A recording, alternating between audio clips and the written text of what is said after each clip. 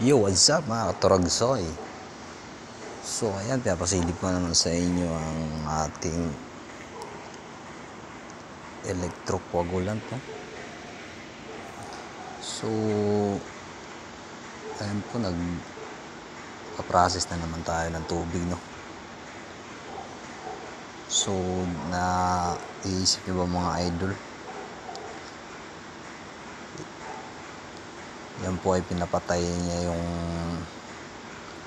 acid tsaka yung ating bakterya. So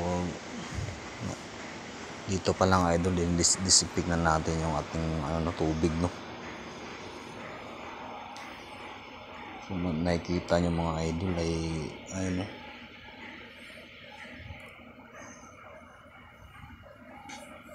Tapos pagtapos ng process nito, dadaan ng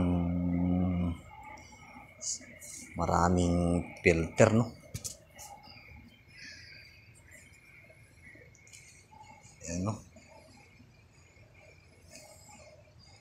So sa mga gusto magpagawa ng ganitong system, no? Kasi ang tubig nito mga idol ay pwede nyo nang gamitin sa pagbuhos ng CR, pandilig ng mga halaman. So